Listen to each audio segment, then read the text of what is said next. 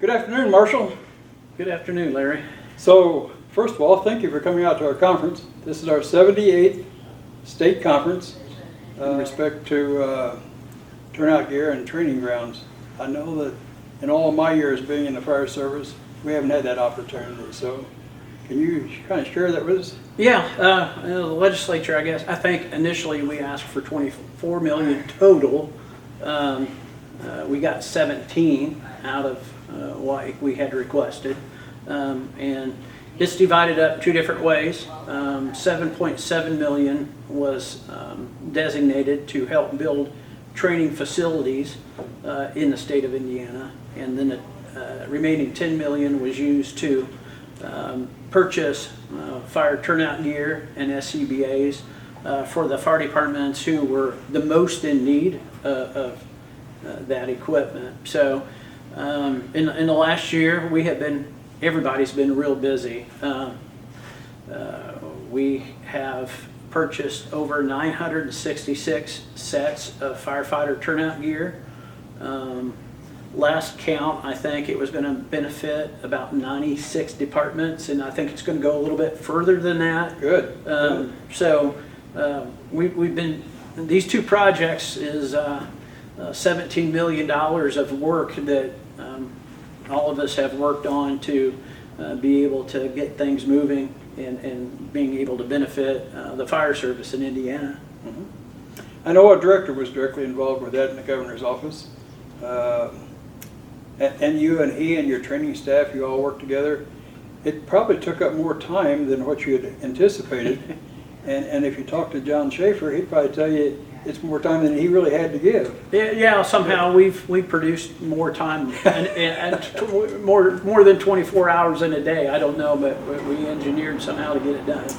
You know the good thing about that is, honestly, we will be able to, and I don't know the exact numbers, 66 departments, 90 departments, whatever it may be, we'll be able to help those people out that in some cases hasn't had turnout gear that would qualify for safety to go into a burning building. Yeah, and safety is the utmost importance of making for sure our firefighters have the equipment that, first thing is the OSHA mandates and the NFPA, because all those are engineered to keep people safe so that at the end of the run they can go home safely to their families. Absolutely. That's the ultimate price we want to, or the ultimate thing we want to accomplish is to be able to send all of our folks home safely. Yeah.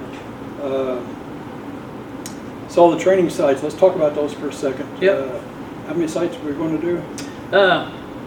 So total, we don't know. We're trying to make it go as far as we can, just like with the turnout Stretch gear. the dollar. So again, this is a project that we put a lot of time into. The first 4 sites that are either done or under construction is down in Corydon, Harrison Township, Lytton, Indiana, which is completed. Those 2 were completed already.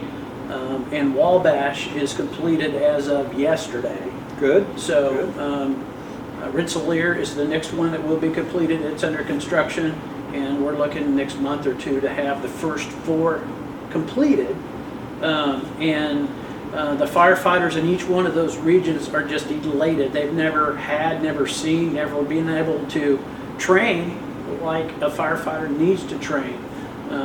You need a fixed facility to be able to pull hose lines, do searches, to be exposed to fire elements, to be able to throw ladders, to be able to do rescues.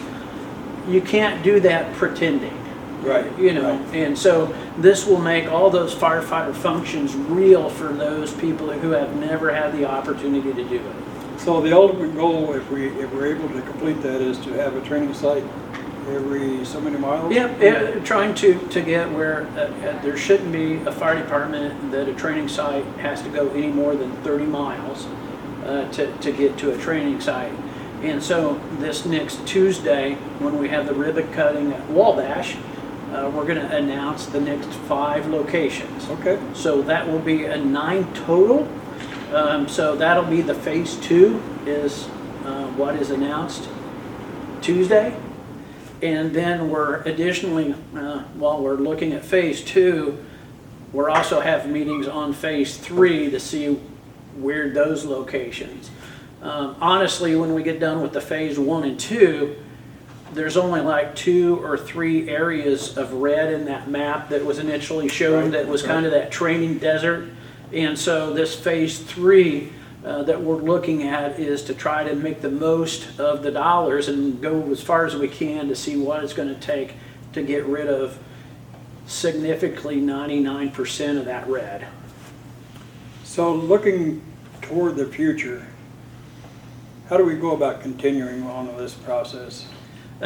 It's going to take the fire service as a whole to be able to go to their state legislatures and say, this was real profitable, both the fire gear and the training facilities. Because there still is a need. If, I'll just take Shipshewana. If they go train on a facility that's 20 miles away or whatever that is, they still got to have protection. Sure. At their own location, right? Right, you can't walk away. You can't walk away, so it's going to cost maybe some mutual aid or people help. Fire departments, they're already helping each other, mutual aid, but just in training, being able to train together and do those types of things. And then is to look at some of the existing state sites that need maintenance to go along with that. And I would like to be able, in every one of these training sites is, I'll use the MAC as the example. They have a cache of firefighter tools that they use at that facility for training. So they have pipe pulls, axes, hoses and stuff. I would like to be able to have a cache of a container at each one of these facilities to where they can use those materials at each one of these sites. And so with the firefighter gear and SCBA, there's still more people on the list than we can get fire gear and SCBAs to. Marshal is the lobbyist for the Indiana Volunteer Firefighters, as you know. I agree 100%. It's going to take the firefighters getting involved. The members has to get involved with their local elected officials to be able to make this process continue on. And the importance of that is great. I mean, we've got to make that happen if we're going to continue to see success. Now, we're going to have a new governor coming in. I'm sure we'll have some new legislators. There'll be some of them that's retiring, some of them will change. But we still got to reach out to all those folks to make that happen.